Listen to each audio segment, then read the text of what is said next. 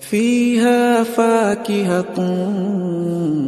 والنخل ذات الأكمام والحب ذو العصف والريحان فبأي آلاء ربكما تكذبان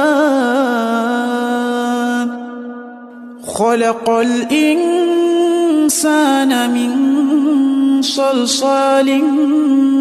كالفخار وخلق الجان من مارج من نار فبأي آلاء ربكما تكذبان